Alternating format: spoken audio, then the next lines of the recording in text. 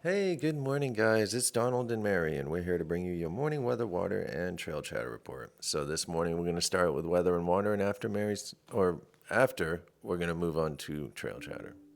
All right. Hey, go ahead, take it away, my friend. Thank you, Donald. All right, good morning, everyone. Here in Blairsville this morning is 70 degrees and cloudy. We're looking at a high of 77 today, mostly cloudy early and then partly cloudy this afternoon. And then a stray shower or thunderstorm is possible. The winds are going to be 5 to 10 miles per hour. Tonight, 63 degrees, partly cloudy early with increasing clouds overnight and a slight chance of a rain shower. Winds are going to be light and variable. On Blood Mountain today, the high is going to be 70 degrees with patchy fog before 9 a.m.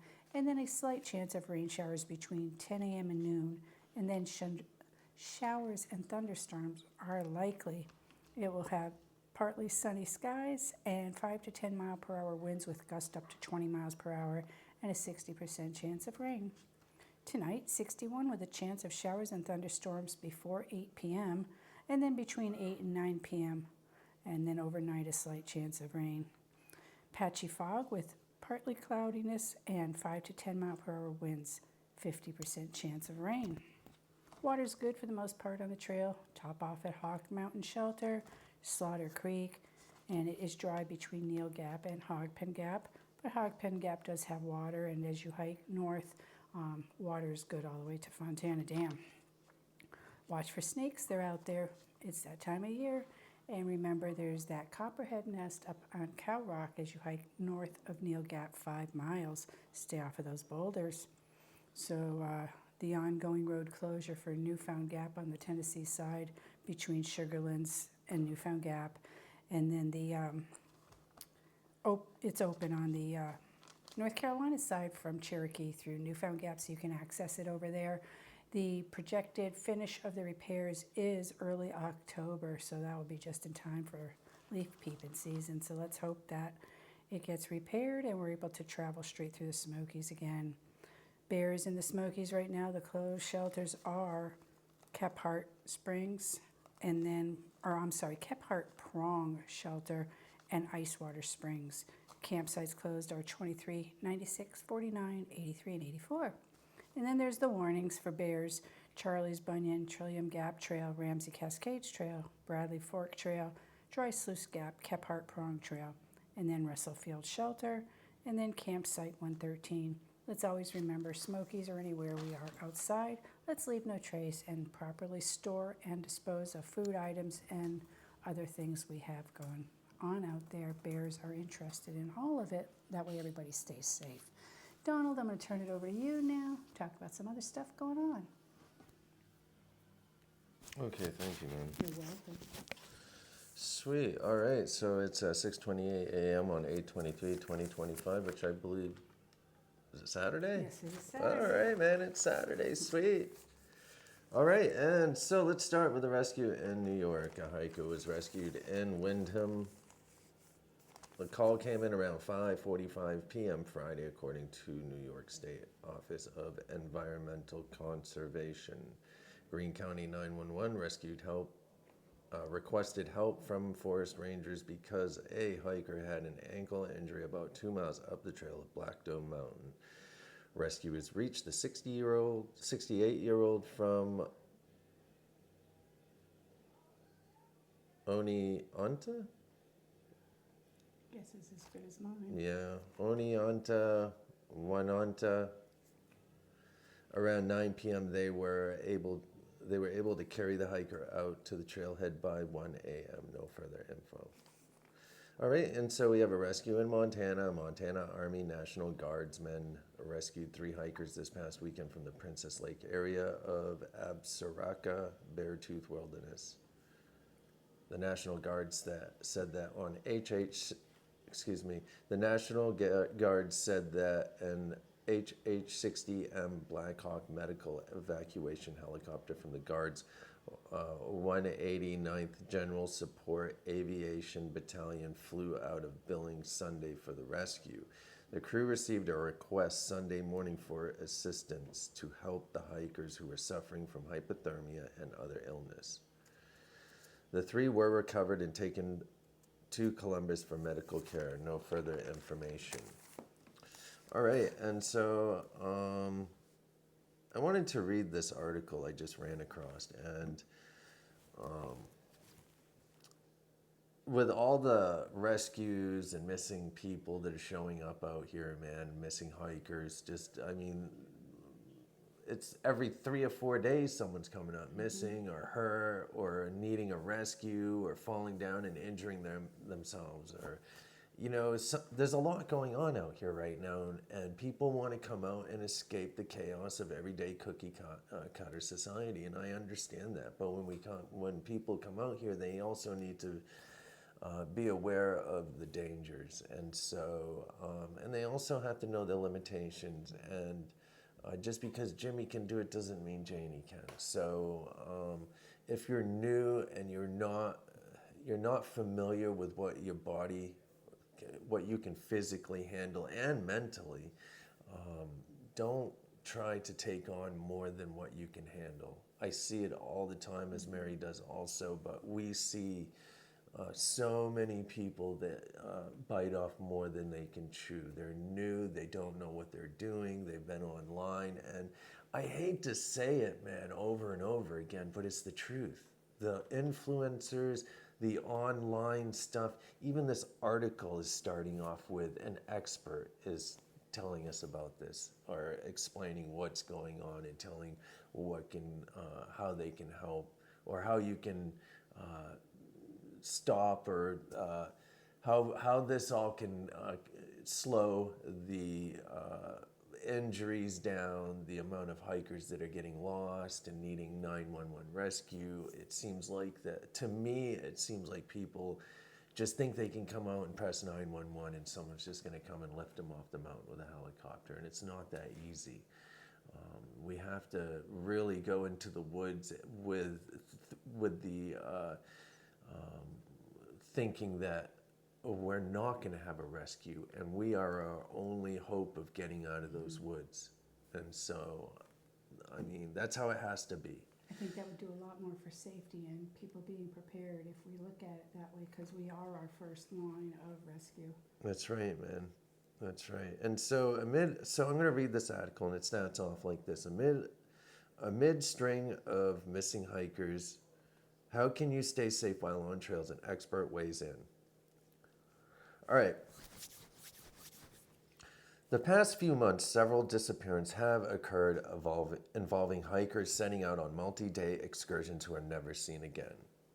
On Wednesday, search efforts were called off for the Minnesota man who was last heard in July. He went on that 300. All right, sorry about that break right there. We had an issue. All right, so what I was talking about is we've been talking about the guy that was missing, the Minnesota man. He was hiking up Cloud Peak or Cloud Mountain or something, Cloud Peak Mountain or something. And anyways, it's a 13,000 foot mountain, and he sent off a text to his wife, and that's the last time they heard from this dude. And so that's who they're talking about here. He disappeared in the Wyoming's Bighorn National Park. So with weather conditions and other factors updated in our search models, we have to face the reality that most optimistic survival odds have run out, officials have said. So also the New Jersey man that's been missing since July 28th after reportedly hiking along the most challenging trails in the Grand Canyon. According to National Park Service, since the hiker's disappearance, officials have not provided additional updates on his possible whereabouts or search efforts. The overwhelming percentage of missing hikers and accidents tragedies we see, I think, are probably preventable. Chris Hazard, a professional hiking guide and author known as the Hiking Guy, told ABC News. I don't know who this guy is, so. Hazard said these disappearances usually occur when people either don't know what they are getting into or they are not prepared. So here's what Hazard recommends the next time a hiker, whether they are a beginner or a frequent visitor of the trail, sets out on their next outdoor adventure. So several minutes of homework before embarking on the hike. before even beginning a hiking trail or a camping excursion, Hazard said that hikers should check the park's website, ensuring it is open and there are not any warnings in place. This goes back to people getting up to the trailheads, and they get up the trail and they see a closure sign or don't go this way, and maybe another way to get around it, another trail, but people will just walk up through where they're telling you not to. And whatever reasons they've closed that trail off, whether it's rockfall or erosion, the trail erosion, and they're working on it, whatever it may be, there's a reason for that. And when people aren't aware of it before they go, they might get there and say, oh, I'm just gonna walk past it anyways, man, and because I drove here. And that's how some people think. And so make sure that you know what's going on before you even get there by checking the websites and maybe checking online and seeing what people are saying, yada yada yada. Check the the forest websites, the National Forest, what do they call it, the National Forest government sites. And so so a lot of times people think, well, it's not going to happen to me. I spent all this money to visit the Grand Canyon. You're not going to take this hike away from me. I get it, but you need to take that stuff seriously, Hazard said. Those rules are in place for a reason. That's right. Along with checking with individuals' park sites, Hazard recommends the All Trails app, where the hikers can leave trail reports and see what others have been experiencing on specific apps or specific paths. Not just the All Trails. There's other places you can also look stuff up, like Far Out, and then get online, and there's like specific groups that are talking about the area. Also call the businesses there, call the trail related businesses and ask them what's going on. They'll give you numbers to call other people to find out what's going on if they can't give you all the answers. And so really doing your research is important, man, whether you're going on a day hike, a multi-day hike, or you're trying to through. Be prepared with the proper gear, including satellite communication, when putting together the essential materials for an extended hiking trip. Hazard said people should ensure that they have fitness clothes, a backpack, plenty of water with electrolytes for warmer hiking conditions, and a rain jacket in case of thunderstorms. But Hazard emphasizes one item that is the most important: an LED flashlight or headlamp. Definitely important.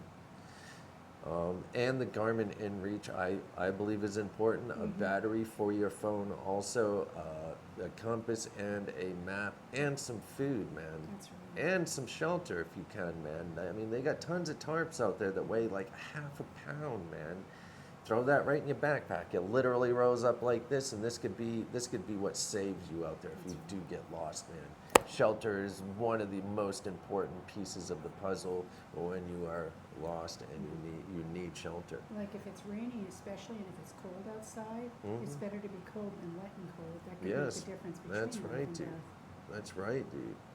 So think of a situation when you are on a hike and you sprain your ankle halfway through, and there's a couple hours of daylight. Now you are hopping back, and if you are not comfortable hiking, or if you don't know the trail, you could be in the pitch dark. You could get lost and get into a bigger trouble, Hazard said. Anytime issues like that come up, Hazard said, the LED headlamp is going to bail you out of that. Other tools that could also prevent tragedies are satellite communication devices that can send an SOS signal to loved ones or local officials, Hazard said. A Garmin InReach, which is like a rugged outdoors instrument, features SOS and non-emergency communication, so hikers can even let family members know when they are running a little behind schedule, Hazard said. And we have people that use those more often than not. Additionally, a personal locator beacon allows a hiker to broadcast their location to government search and rescue teams with just a push of a button, Hazard said. This device can share a hiker's location every 10 minutes via satellite to create a breadcrumb trail, making it significantly easier for emergency personnel to find a stranded or injured individual along the trail, Hazard said. not hesitating to ask for help. If a hiker ends up getting lost, Hazard emphasized people should not try to figure out a solution on their own, but instead reach out for help immediately, even if it's just calling and asking for directions. Time is an asset in rescuing you. Officials much rather would know that you need help, even if they don't go out and pick you up with a helicopter. They can at least make sure that you are safe, Hazard told ABC News.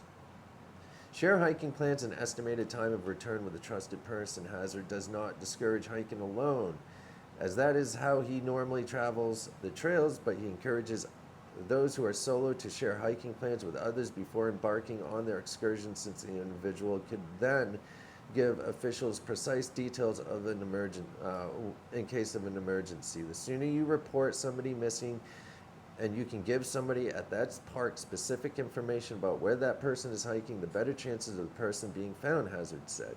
Overall, Hazard said that he hopes people remember that while hiking can look like a very scary thing, it can actually be safe with proper precautions. Going into the wilderness can look like climbing Mount Everest, and it really is not. But it's just that if you get in trouble, it's not like going for a walk in the neighborhood and calling Uber or 911. You just have to prepare a little bit for it. If you look at it that way, it's not intimidating or scary, Hazard told NBC or ABC. And so that's a really interesting article. I'm glad that people are actually starting to talk about the issue that's going on out here, and that there's others noticing it and speaking up about it. I know it's not the most popular thing to say, and people think it's gatekeeping, but it's really important to understand that if you're not one of those people that this is directed towards, or that we're talking about, then you don't really need to worry about it. But it definitely needs to be talked about, because there are more mistakes being made these days, man, by people that are unaware and that are new to the scene, man. And, you know, I really think that and I'm going to go back to this again, and I say it a lot, but these are where the issues are stemming from. It's really the root of the problem is people want to be a part of something that's cool, man. You know what I mean? Or just be a part of things. And there's a lot of people out there that want to be a part of the hiking community. And, you know, they're new to it, man, and they don't understand it. But the first place that they start searching is online, man, and they start looking. And then you see all these, what I call and others call couch hikers, or people that maybe hiked the trail once years ago, man, and they just say the most absurd stuff to newcomers, man. And I don't know if they're trolling them, or, you know, if they're really that type of person. But I see that, you know, a lot of people that are new will come into those, go into those rooms and ask questions, whether it's Reddit, Facebook, Instagram, or YouTube, or whatever it is.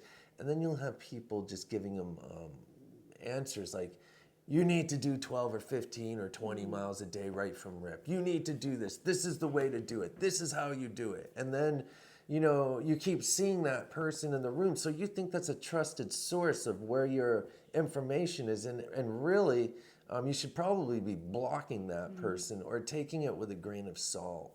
And so there really is no right answer when you're new.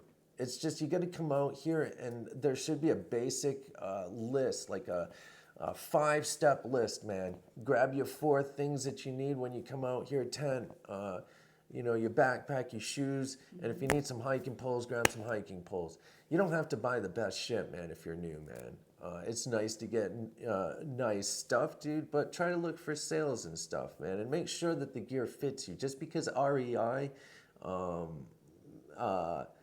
has gear, man, doesn't mean that everyone that's selling you the gear knows what they're talking about. And those cats, dude, are there to upsell you, man. You're gonna walk out of there looking like you came out of an REI. And so, man, and I can see it every time someone goes to REI and shops. And I'm not putting them down because they have great gear and they have great salespeople, but don't believe everything that they're trying to sell you, man. Don't believe everything a video creator is telling you either, because they're trying to sell some of that stuff to you, man. They have to, man, because when they get it from the gear company or the gear company, when they get that gear, man, they have to mention it in their videos, man. That's the deal that they have with them, or a lot of them do anyways, man. And so you really have to come out here. Don't take any of that stuff from the rooms and stuff, man. You gotta just do it on your own. And 8 miles a day is the way to go, man. 7, 8 miles a day, or whatever you can do. Plan on doing a small hike. You know, I see a lot of people say walk it away from your cars. Walk back to your cars. People will say that all the time because that's the way they were taught. That's the way that's the way they did it. And like, it was different back in the day, man. But today, I mean, I tell a lot of new people to walk away from their cars. Also because they think that some of these, people that say to walk to your car, they think there's only like one shuttle driver or something. And back in the day, it made more sense because there weren't as many drivers out here. When you walk back to your car, it was hard. It was easier to walk back to your car all the way than it was to call a shuttle driver to get you to pick you up like halfway or something. But today, when you have drivers like Mary and I and other people out here, you can call us right off and say, hey man, can you come and grab me? And we can usually go and grab them. And if we can't, we pass it off to someone. So that rule doesn't apply anymore, man. And I try to say that to a lot of people. It's like, man, get that out of your head because it doesn't need to be that way anymore. Also, a lot of people bite off more than they can chew. Always, man. I see it all the time, dude, actually. And, when you walk away from your car, you're paying one time. When you park your car 85 miles away on trail, 3 hours by car, man, and you're trying to walk back to it in 3 days and you're new out here, that is just, it doesn't make sense, man. You're not going to do it. You're just not, man. And I hate to say that, dude, but it's the truth. And so the reality is if you walk away from your car, most people know they're going to get off trail a day or two. They usually fight with themselves before they get off trail. They're like, I'm just going to, tomorrow I'll wake up, which is the best thing to do, man. But that's what happens. They wait and, they don't call for a ride immediately, but a couple days in advance that you're going to get off trail. And so, or at least a day or a night, man. And most people call us and then we can pick them up the next day, squeeze them in somewhere. And if we can't, like I was saying, we'll call Jeff or Ron, or we won't call them, but we'll make sure that they know their numbers, the hiker. And so they don't have, and if they can't get a ride, they can call us back and we'll go grab them. But what I'm trying to say, man, is, there's a lot of reasons why we have issues going on out here today. And it's not just the hikers getting lost. It's everything that has to do with the trail right now. It's out of control. It's out of balance, man. And I'm glad that people are starting to talk about it and realize that they need to say something because it's getting crazy, man. It really is, man. It's out of control.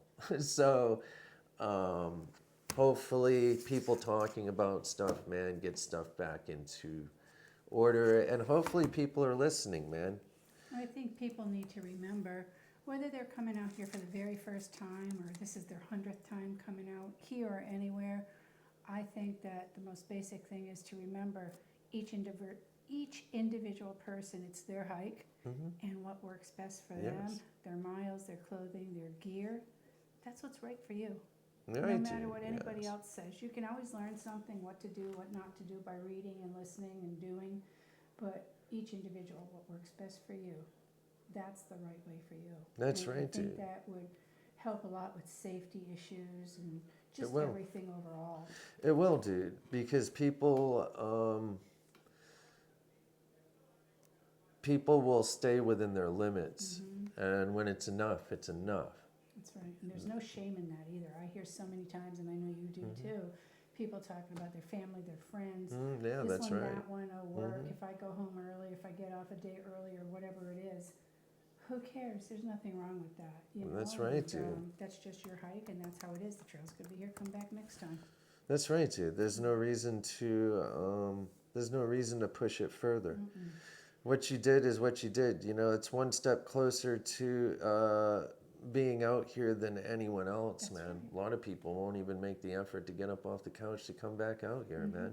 You know what I mean? So, anyways, did you have anything else you'd like to say? No, I'm good. Thank you. All right, sweet. And so tomorrow we will have the K-Yarn segment. Mary and I are going to work on it today. We've been busy, plus Mary's hands. It's my writing She's got a little hand. gimpy paw going on, man, and so we have to. We've been Modifying it. yeah, I've been doing a lot of different stuff in the house too, washing dishes and stuff, man. So we've just been relaxing too, man, doing work. Anyways, if anyone needs anything at all, we're gonna end it here, man. If anyone needs